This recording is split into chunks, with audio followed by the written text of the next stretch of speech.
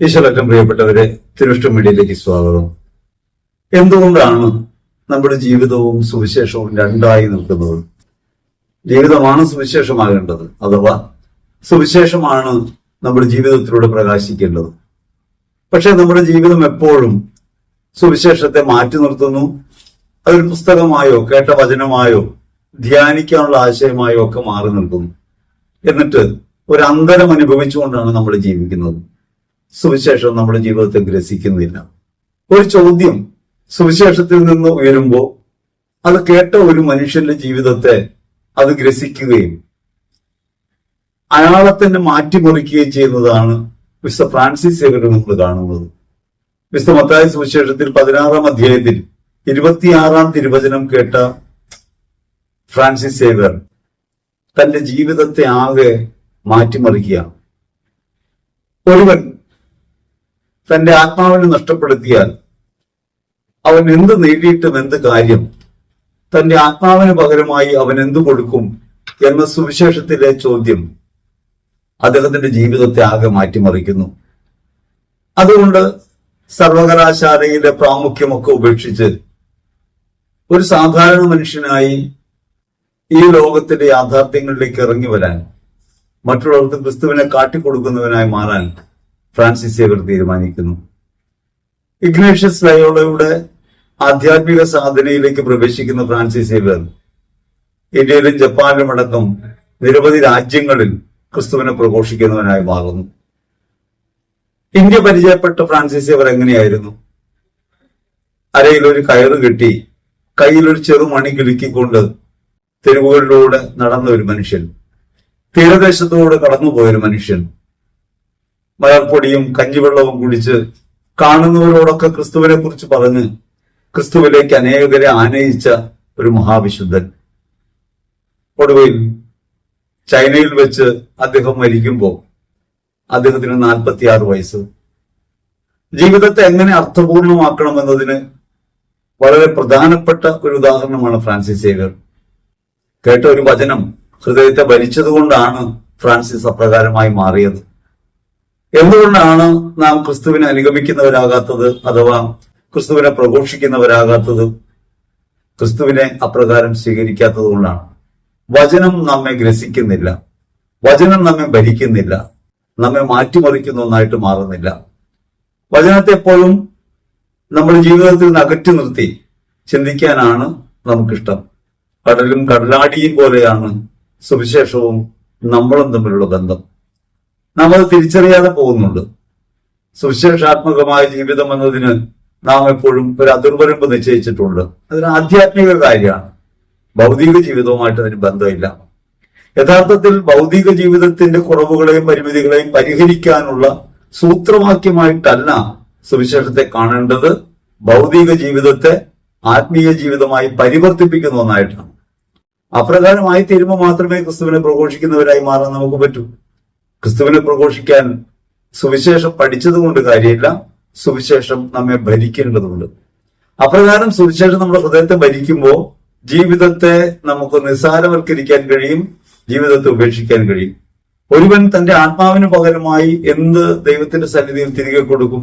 ക്രിസ്തു കുരിശിൽ കിടക്കുമ്പോൾ പിതാവിന്റെ കരങ്ങളിലേക്ക് തന്റെ ആത്മാവിനെ സമർപ്പിക്കുന്നുണ്ട്. പിതാവേ, എന്റെ ആത്മാവിനെ അങ്ങയുടെ കരങ്ങളിൽ ഞാൻ സമർപ്പിക്കുന്നു. അപ്രകാരം നമ്മുടെ ജീവിതാന്ത്യത്തിൽ എന്തായിരിക്കും നമുക്ക് സമർപ്പിക്കാനുള്ളത്? നമ്മുടെ ആത്മാവിനെയാണ് നമ്മൾ സമർപ്പിക്കുന്നതെങ്കിൽ, അല്ലെങ്കിൽ നമ്മുടെ ആത്മാവിനെ സമർപ്പിക്കാനാണ് നാം ഒരുങ്ങുന്നതെങ്കിൽ ജീവിതത്തെ മാറ്റിമറിക്കേണ്ടതുണ്ട്. അത് ക്രിസ്തുവിന്മുഖമായി മാറേണ്ടതുണ്ട്. എപ്രകാരം ആ വചനത്തെ സ്വീകരിക്കാൻ പറ്റണം? അത് ഫ്രാൻസിസ് സ്വീകരിച്ചതുപോലെയാണോ, സക്രിയ സ്വീകരിച്ചതുപോലെയാണോ? സക്രിയയുടെ ദൂതൻ ഒരു വചനം പറയുന്നു തന്റെ പുത്രന്റെ വരവിനെ കുറിച്ച്. സ്നാപകന്റെ ജന്മത്തെക്കുറിച്ച് കേൾക്കുന്ന സക്രിയ അത് അംഗീകരിക്കുന്നില്ല. ഇത് ഞാൻ എങ്ങനെ അറിയുമെന്നാണ് ചോദിക്കുന്നത്. അറിയാതെ പോയത് തിരുലിഖിതങ്ങൾ ഉള്ളിൽ ഇല്ലാതെ പോയത് കൊണ്ടാണ്. ഉള്ളിൽ തിരുലിഖിതങ്ങൾ ഉണ്ടെങ്കിൽ, ദൈവത്തിന്റെ വചനം അകമേ ഉണ്ടെങ്കിൽ നിശ്ചയമായിട്ടും കേൾക്കുന്ന വചനം നമുക്ക് മനസ്സിലാവും. സ്നാപകന്റെ ജന്മത്തിനൊരുക്കമായി സക്രിയയുടെ പറഞ്ഞ വചനം മലാക്കി പ്രവചനത്തിലേതാണെന്ന് തിരിച്ചറിയാൻ സക്രിയയ്ക്ക് കഴിയുന്നില്ല. മലാക്കി പ്രവാചകന്റെ പ്രവചനം ദൂതന്റെ വാക്കുകളിലുള്ളത് തിരിച്ചറിയാൻ സക്രിയയ്ക്ക് കഴിയുന്നില്ല. അബ്രഹാമിനും സാറയ്ക്ക് കുഞ്ഞു ജനിച്ചത് മനസ്സിലാക്കാൻ കഴിയുന്നില്ല. സാമൂഹ്യ ജനത്തെക്കുറിച്ച് സക്കറിയ ഓർക്കുന്നില്ല. വചനം ഹൃദയത്തെ ഭരിക്കുന്നില്ല. നമുക്ക് പലപ്പോഴും അങ്ങനെയാണ്. വചനം ഹൃദയത്തെ ഭരിക്കുന്നില്ല. 10 കൽപ്പനകൾ പാലിക്കുന്നു എന്ന് പറയുമ്പോഴും ആ കൽപ്പനകളുടെ അന്തസത്തയായ സ്നേഹത്തെ നമുക്ക് തിരിച്ചറിയാൻ പറ്റുന്നില്ല. റോമർ ലേഖനത്തിൽ 13-ാം അധ്യായത്തിൽ 8 മുതലുള്ള തിരുവചനങ്ങൾ വായിക്കുമ്പോൾ അവിടെ ശ്ലീഹ പറയുന്നുണ്ട്, നിയമത്തിന്റെ പൂർത്തീകരണം സ്നേഹമാണ്. ക്രിസ്തുവിൽ വെളിപ്പെട്ട സ്നേഹമാണ്. പിതാവിനോടുള്ള സ്നേഹവും പിതാവിനെ പ്രതി മറ്റുള്ളവരോടുള്ള സ്നേഹവും. സ്നേഹത്തിന്റെ 2 ഭാവങ്ങൾ ക്രിസ്തുവിൽ വെളിപ്പെടുന്നു. ഒന്ന് പിതാവിനോട് നേരിട്ടുള്ള സ്നേഹമാണ്. ആ സ്നേഹത്തെ പ്രതി സകല മനുഷ്യരെയും സ്വന്തമായി കാണുന്ന സാഹോദര്യത്തിന്റെ സ്നേഹഭാവന ക്രിസ്തുവിൽ പ്രകടമാകുന്നു. അതുകൊണ്ടാണ് നമുക്ക് വേണ്ടി പകരം നിൽക്കാനായി ക്രിസ്തു തയ്യാറാകുന്നത്. പിതാവിന്റെ അഭീഷ്ടം നിറവേറ്റുക എന്നതും പിതാവിന്റെ അഭീഷ്ടപ്രകാരം എല്ലാവർക്കും വേണ്ടി ആയിത്തീരുക എന്നതും ക്രിസ്തുവിൽ സാധ്യമാകുന്നുണ്ട്. നമുക്ക് സാധ്യമാകാതെ പോകുന്നു. ഈശ്വരേറ്റം പ്രിയപ്പെട്ടവരെ, അതുകൊണ്ട് നമ്മൾ ചിന്തിക്കേണ്ടത് നമ്മുടെ ജീവിതം എങ്ങനെയാണ് ക്രിസ്തുവിൽ പുരോഗമിപ്പിക്കേണ്ടതെന്നാണ്. വചനം നമ്മുടെ ഹൃദയത്തെ ഭരിക്കാനിടയാകുന്ന രീതിയിൽ, ഒരു വചനം നമ്മെ മാറ്റിമറിക്കുന്ന രീതിയിലേക്ക് നമുക്ക് എത്രത്തോളം വളരാൻ കഴിയുന്നുണ്ട്. സക്കറിയ സംശയിച്ചതുപോലെ ഇപ്പോഴും ഒരു സന്ദേഹാവസ്ഥയിലാണ് നാം. ഇതൊക്കെ എങ്ങനെ സംഭവിക്കും? ഇതൊക്കെ നടക്കുന്ന കാര്യമാണോ എന്ന് നമ്മൾ അറിയാതെ ചോദിച്ചു പോകും. സക്കറിയ ചോദിച്ചത് മലാക്കി പ്രവചനം അറിയാത്തത് കൊണ്ട് ഇതെങ്ങനെയാണ് വാർദ്ധക്യത്തിൽ കുഞ്ഞു ജനിക്കുന്നതെന്നാണ്. നമ്മൾ ജീവിതത്തിലെ എല്ലാ സന്ദർഭങ്ങളിലും ചോദിച്ചുകൊണ്ടിരിക്കുന്നുണ്ട്. ഇങ്ങനെയൊക്കെ ജീവിക്കാൻ പറ്റുമോ? ഇങ്ങനെ വൈരാഗ്യമില്ലാതിരിക്കാൻ പറ്റുമോ? എല്ലാവരും സ്നേഹിക്കാൻ പറ്റുമോ? ഈ ലോകത്തിലെ താല്പര്യങ്ങൾ ഉപേക്ഷിക്കാൻ പറ്റുമോ? സമ്പത്തില്ലാതെ ജീവിക്കാൻ പറ്റുമോ? പണമില്ലാതെ ജീവിക്കുന്നത് എങ്ങനെയാണ്? എങ്ങനെയാണ് ഈ രോഗാവസ്ഥയെ മറികടക്കുക? നിരവധിയായ ചോദ്യങ്ങൾ നാം ചോദിച്ചുകൊണ്ടിരിക്കുക. നമ്മൾ ഈ ചോദ്യങ്ങളൊക്കെ ചോദിക്കുന്നത് നിഷ്കളങ്കമായിട്ടാണെന്നാണ് നമ്മുടെ ധാരണ. പണമില്ലാതെ ജീവിക്കാൻ പറ്റുമെന്ന് ഒരാൾ ചോദിച്ചാൽ ആനുകാലിക പരിതസ്ഥിതിയിൽ പെട്ടെന്ന് കേൾക്കുമ്പോൾ ന്യായമായൊരു ചോദ്യമായിട്ട് നമുക്ക് തോന്നും. പണം ഉണ്ടെങ്കിൽ ജീവിക്കാൻ പറ്റുമോ എന്ന് ചോദിച്ചാലോ? പണം ഉണ്ടെങ്കിലും ജീവിക്കാൻ പറ്റണമെന്നില്ല. ഭക്ഷണമില്ലാതെ ഒരാൾ എങ്ങനെ ജീവിക്കും? ചോദ്യം ന്യായമാണ്. അത് ഭൗതിക പരിസരത്ത് ശ്രദ്ധേയവുമായി മാറാം. പക്ഷേ യഥാർത്ഥത്തിൽ ഭക്ഷണമാണോ ജീവൻ നൽകുന്നത്? ആത്മാവാണ് ജീവൻ നൽകുന്നത്. ശരീരം ഒന്നിനും ഉപകരിക്കുന്നില്ല എന്ന് ക്രിസ്തുവചനം നമ്മുടെ ഹൃദയത്തിനകത്ത് എപ്പോഴെങ്കിലും ആധിപത്യം പുലർത്തിയിട്ടുണ്ടോ? ഭക്ഷണത്തെക്കാൾ ഉപരിയായി ജീവൻ കർത്താവിൽ നിന്നാണെന്ന് നമുക്ക് തിരിച്ചറിയാൻ കഴിഞ്ഞിട്ടുണ്ടോ? അതുകൊണ്ട് ഭൗതിക യാഥാർത്ഥ്യങ്ങളുടെ പൂർത്തീകരണമായ ക്രിസ്തുവചനത്തെ, ആത്മഭാവത്തെ തിരിച്ചറിയാതെ പോകുന്നുണ്ട്. അതുകൊണ്ടാണ് പലപ്പോഴും നമ്മൾ സംശയത്തോടെ സുവിശേഷത്തെ സമീപിക്കുന്നത്. ഇതൊക്കെ നമുക്ക് പറ്റിയ ഏർപ്പാടാണോ? വചനം പറയുന്നതാണോ നമ്മുടെ ജോലി? നമുക്കതൊക്കെ ചെയ്യാൻ പറ്റുമോ? നമുക്ക് എങ്ങനെയാണ് ക്രിസ്തുവിന് അനുരൂപരാകാൻ പറ്റുക? അത് ക്രിസ്തുവല്ലേ? നമ്മൾ സാധാരണ മനുഷ്യരല്ലേ എന്നാണ് നമ്മുടെ ചോദ്യം. നമ്മൾ മാലാഖമാരൊന്നും അല്ലല്ലോ. നമ്മൾ തെറ്റിൽ വീണു പോകില്ലേ? മാലാഖമാർക്ക് തെറ്റിൽ വീഴാൻ ഒരു ഓപ്ഷൻ ഇല്ല, ഒരവസരമില്ല. മനുഷ്യനാണ് ഈ അവസരം ഉണ്ടായത്. ആ മനുഷ്യനോടാണ് സുവിശേഷം പറഞ്ഞത്. ആ മനുഷ്യന് വേണ്ടിയാണ് ക്രിസ്തു കുരിശിൽ മരിച്ചത്. അങ്ങനെ ക്രിസ്തു കുരിശിൽ മരിക്കുകയും പാപത്തിന്റെ ആധിപത്യത്തിൽ നിന്നും ലോകത്തിന്റെ ആധിപത്യത്തിൽ നിന്നും നമ്മെ മോചിപ്പിച്ചിട്ടുണ്ട് എന്നത് ഹൃദയബോധ്യമായാൽ നിശ്ചയമായിട്ടും പാപത്തെയും ലോകത്തെയും ജയിക്കാൻ നമുക്ക് സാധിക്കും. ക്രിസ്തുവിൽ സാധ്യമാണ് എന്നൊരു കാര്യം നമുക്ക് ഓർക്കാൻ കഴിയുന്നില്ല. അതുകൊണ്ട് സുവിശേഷത്തെ എപ്പോഴും സന്ദേഹത്തോടെയാണ് നമ്മൾ സമീപിക്കുന്നത്. ഇതൊക്കെ ആധ്യാത്മികമായ വിചാരങ്ങൾക്ക് കൊള്ളാം, ധ്യാനാവസരങ്ങൾക്ക് കൊള്ളാം. പ്രായോഗിക ജീവിതത്തിൽ ഇത് സാധ്യമല്ല എന്ന് നാം അറിയാതെ തന്നെ പറഞ്ഞു പോകുന്നുണ്ട്. അങ്ങനെ നമ്മുടെ ജീവിത പ്രതിസന്ധികളെ നേരിടാനുള്ള കുറുക്കു വഴിയായി വചനം ഉപയോഗിക്കാൻ പറ്റുമെങ്കിൽ അത് കൊള്ളാം, പ്രാർത്ഥന കൊള്ളാം, കാര്യം നടക്കുമെങ്കിൽ എന്നാണ് നമ്മുടെ ധാരണ. വാസ്തവത്തിൽ കാര്യം നടക്കാനുള്ള ഒന്നല്ല ആധ്യാത്മിക വഴി. ആധ്യാത്മിക വഴി നമ്മുടെ സാധാരണ ജീവിതത്തെ അസാധാരണമായ ഒന്നാക്കി മാറ്റുന്നതാണ്. അത് ദൈവോന്മുഖമാക്കി മാറ്റുന്നതാണ്. ക്രിസ്തുവിനെ പ്രകാശിപ്പിക്കുന്നതാണ്. അങ്ങനെ ക്രിസ്തുവിനെ പ്രകാശിപ്പിക്കാൻ കഴിയാതെ പോകുമ്പോഴൊക്കെ യഥാർത്ഥത്തിൽ സുവിശേഷ വിരുദ്ധമായ ഒരു ജീവിതമാണ് നമ്മൾ നയിച്ചുകൊണ്ടിരിക്കുന്നതെന്ന് ഓർക്കണം. നമ്മൾ ലോകത്തിന്റെ പ്രമാണിത്വത്തെ അംഗീകരിക്കുകയും ഭൗതിക സാഹചര്യങ്ങളാണ് ജീവിതത്തിന്റെ പരിപൂർണത എന്ന് തെറ്റിദ്ധരിക്കുകയും ചെയ്യുന്നു. വാസ്തവത്തിൽ നൈമിഷികമായ അല്പകാലത്തേക്കുള്ളൊരു ജീവിതമാണ് നമുക്കുള്ളത്. അല്പകാലത്തേക്ക് ഭൗമികമായി ജീവിക്കുമ്പോൾ ഈ ലോകത്തിന്റെ സുഖഭോഗങ്ങളും താല്പര്യങ്ങളും ഒക്കെ നിലനിർത്തുന്നത് നിത്യമായ രക്ഷയ്ക്ക് തടസ്സമാകുമെങ്കിൽ അവയെ കൈവിടാൻ നമുക്ക് കഴിയേണ്ടതാണ് വാസ്തവത്തിൽ. പക്ഷെ കഴിയുന്നില്ല. അതിനർത്ഥം നമ്മൾ എപ്പോഴും കെട്ടപ്പെട്ടിട്ടുള്ളത് ലോകത്തിലാണ്, ഒരു സന്ദേഹാവസ്ഥയിലാണ്. വിശ്വാസം എന്നത് സന്ദേഹമൊഴിയുന്നൊരു അവസ്ഥയായിട്ട് മാറണം. പൂർണ്ണമായ ആശ്രയബോധം ഉണ്ടാകണം. അങ്ങനെ ആശ്രയബോധം ഉണ്ടായതുകൊണ്ടാണ് ഫ്രാൻസിസ് സേവർ ഇന്ത്യയുടെ 2ാമത്തെ അപ്പോസ്തലനായിട്ട് മാറുന്നത്. ഇവിടെ സുവിശേഷം പറയാൻ വേണ്ടി തന്റെ ജീവിതം ഉപേക്ഷിച്ചു വരാൻ വിശുദ്ധനെ പ്രേരിപ്പിക്കുന്നതും ശക്തിപ്പെടുത്തുന്നതും ഹൃദയത്തെ ഭരിച്ച ഈ വചനമാണ്. ഒരുവൻ സ്വന്തം ആത്മാവിനെ നഷ്ടമാക്കിയാൽ എന്ത് പകരം കൊടുക്കും? ദൈവത്തിന്റെ സന്നിധിയിലേക്ക് പകരം കൊടുക്കാൻ ആത്മാവാണ് നമുക്കുള്ളത്. ആത്മസമർപ്പണമാണ് ജീവിതത്തിന്റെ ഏറ്റവും പ്രധാനപ്പെട്ടത്. ഈ ആത്മസമർപ്പണത്തിന് സാധ്യമാകണമെങ്കിൽ നാം ഭൗതികതയുടെ താല്പര്യങ്ങളെ വിട്ടൊഴിയണം. അങ്ങനെ ഭൗതികതയുടെ താല്പര്യങ്ങളെ വിട്ടൊഴിഞ്ഞതുകൊണ്ട് അധികാര സ്ഥാനങ്ങളൊന്നും കാട്ടാതെ ഇവിടെ വന്ന് ഈ തെരുവോരങ്ങളിലൂടെ കടലോരത്തുകൂടെ ക്രിസ്തുവിനെ പ്രഘോഷിച്ചു പോയൊരു വിശുദ്ധൻ, അനേകരെ ക്രിസ്തുവിലേക്ക് ആനയിച്ചൊരു മഹാവിശുദ്ധൻ നമ്മുടെ മുമ്പിൽ ഇപ്പോഴും അഴുകാതിരിക്കുന്നു എന്നത് ഒരു ഓർമ്മപ്പെടുത്തലാണ്. നഷ്ടമാകുന്നില്ലെന്നും എന്നൊരു ഓർമ്മപ്പെടുത്തലാണ്. ഈശ്വരറ്റം പ്രിയപ്പെട്ടവരെ, അതുകൊണ്ട് നമ്മുടെ ചിന്തകൾ ക്രിസ്തു അനുഗുണമായിട്ട് മാറണം. സന്ദേഹമൊഴിഞ്ഞ് സുവിശേഷത്തെ സ്വീകരിക്കാൻ നമുക്ക് കഴിയേണ്ടതുണ്ട്. നാം സ്നേഹിക്കുമ്പോൾ പോലും അത് ക്രിസ്തു വിരുദ്ധമായ ഒന്നായി മാറിപ്പോകുന്നുണ്ട്. സ്നേഹം എങ്ങനെയാണെന്നാണ് സുവിശേഷം പറയുന്നത്. റോമർ ലേഖനത്തിൽ 13-ാം അധ്യായത്തിൽ 8-ാം തിരുവചനം പറയാണ്, പരസ്പരം സ്നേഹിക്കുക എന്നതൊഴികെ ഒരു കടപ്പാട് നിങ്ങൾക്ക് ഉണ്ടാകരുത്. നമ്മുടെ സ്നേഹം എന്നൊരു കടപ്പാടുള്ളതാണ്. വ്യാപാര സദൃശ്യമായ ഒന്നായിട്ട് മാറിയിട്ടുണ്ട്. കൊടുത്തു വാങ്ങാൻ പറ്റുന്ന ഒന്ന്, ഗീവ് ആൻഡ് ടേക്ക് പോളിസി, അങ്ങനെയാണ് നമ്മൾ പറയുക. ഇപ്പൊ എല്ലാത്തിനും അങ്ങനെയാണ് പറയുക, ഗീവ് ആൻഡ് ടേക്ക്. അങ്ങനെ കൊടുത്തു മേടിക്കേണ്ട ഒന്നാണ് സ്നേഹം. സ്നേഹം അങ്ങനെ വാങ്ങിക്കാനുള്ള ഒന്നേ അല്ല. സ്നേഹം അങ്ങനെ സ്വീകരിക്കാനും സാധ്യമല്ല.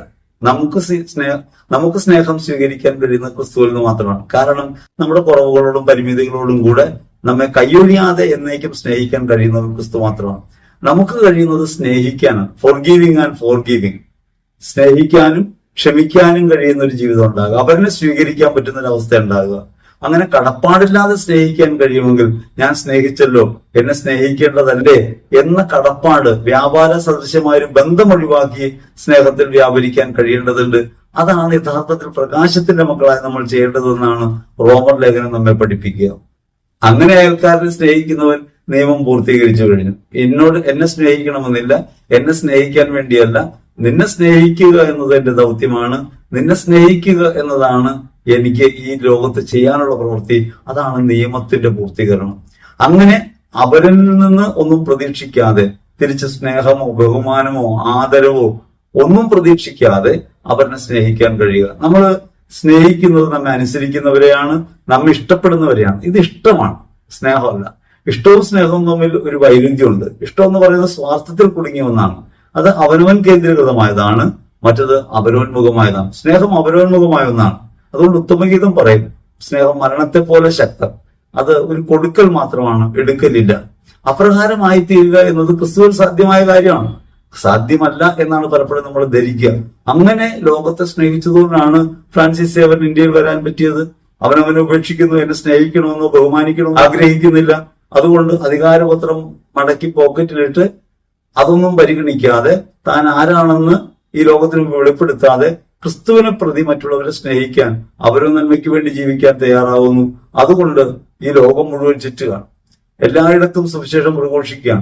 ലോകത്ത് അങ്ങനെ ജീവിക്കുമ്പോൾ തന്റേതായ ഒന്നും കരുതാതെ, തനിക്ക് വേണ്ടി ഒന്നും കരുതാതെ ജീവിക്കാൻ മനസ്സ് കാണിക്കുമ്പോഴാണ് ഒരാൾ ജീവിതത്തിൽ നിലനിൽക്കുക, മനുഷ്യന്റെ ജീവിതത്തെ ഗ്രസിക്കുന്നവനായി സ്പർശിക്കുന്നവനായി നിൽക്കുക എന്നാണ് ഫ്രാൻസിസ് സേവ്യറിന്റെ ചരിത്രം പഠിപ്പിക്കുന്നത്. വചനം നമ്മോട് പറയുന്നത് ഇപ്രകാരം പൂർത്തീകരിക്കണം നിയമത്തെ സ്നേഹം കൊണ്ടെന്നാണ്. നമ്മൾ വിശ്വാസ ജീവിതമായി കണ്ടിട്ടുള്ളത് എന്താണ്? കൽപ്പനകളൊക്കെ പാലിച്ച് ജീവിക്കുന്നതാണ് വിശ്വാസ ജീവിതത്തിന്റെ അടിസ്ഥാനം എന്നാണ്. കൽപ്പനകൾ പാലിക്കുന്നതിനെ സംബന്ധിച്ച് റോമർ ലേഖനത്തിൽ 13-ാം അധ്യായത്തിൽ 9-ാം തിരുവചനം നമ്മോട് പറയുന്നുണ്ട്.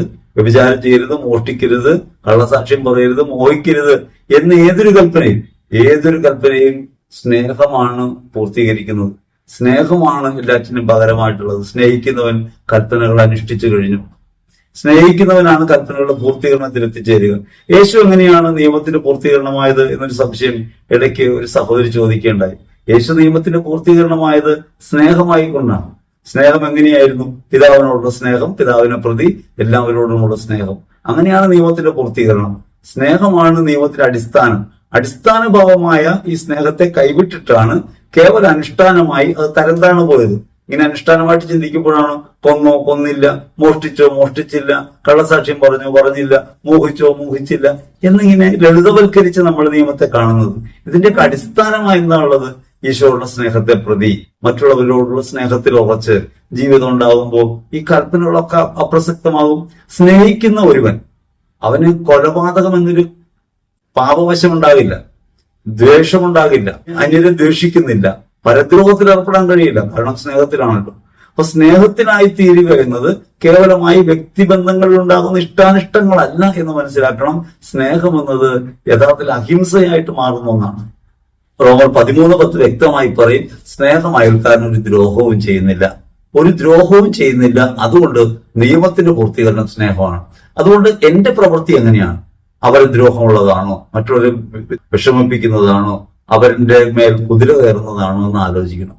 നമ്മളെപ്പോഴും ജീവിതത്തിൽ ചെയ്യുന്നൊരു പ്രവൃത്തി എന്നാണ് മറ്റുള്ളവരുടെ മേൽ ആധിപത്യം പുലർത്തുക, അവരുടെ ജീവിതത്തിനകത്ത് ഇടപെടുക, അവരെ അസ്വസ്ഥപ്പെടുത്തുക. അങ്ങനെയാണോ എന്റെ ജീവിതം? അഥവാ സ്നേഹിക്കുകയാണോ? ക്രിസ്തു ഈ ലോകത്ത് ജീവിച്ചപ്പോൾ നമുക്കറിയാം, ചുറ്റുപാടുകളോടൊന്നും ഇടഞ്ഞിട്ടല്ല ക്രിസ്തു യാത്ര ചെയ്യുന്നത്. എല്ലാവരെയും അംഗീകരിച്ചുകൊണ്ടാണ്, കുറവും പോരായ്മയുള്ളവരെ അംഗീകരിച്ചുകൊണ്ടാണ്. ആരെയും നിഷ്കർഷയോടെ നീ ഇങ്ങനെ ആയിക്കൂടാ എന്ന് ശാസിച്ചുകൊണ്ടല്ല, എല്ലാവരെയും സ്നേഹിച്ചുകൊണ്ടാണ്, എല്ലാവർക്കും വേണ്ടി ആയിക്കൊണ്ടാണ്. ക്രിസ്തു കുരിശിൽ മരിക്കുന്നത് എങ്ങനെയാണ്? സകലരുടെയും പാപം ഏറ്റെടുത്തുകൊണ്ടാണ്. നാം സഹിക്കേണ്ട ശിക്ഷ സ്വന്തം ശരീരത്തിൽ വഹിച്ചുകൊണ്ട് അവൻ നമുക്ക് വേണ്ടി പകരമായിട്ട് മാറുന്നു. സ്നേഹത്തിന്റെ ഏറ്റവും വലിയ അടയാളം അതാണ്. മറ്റുള്ളവർക്ക് വേണ്ടി സ്വയം സഹിക്കുന്നവനായി, ജീവിതം സമർപ്പിക്കുന്നവനായി ക്രിസ്തു മാറുന്നു. ഈ ജീവിതമാണ് നമ്മൾ നയിക്കേണ്ടത് എന്നാണ് വചനം നമ്മോട് പറയുന്നത്.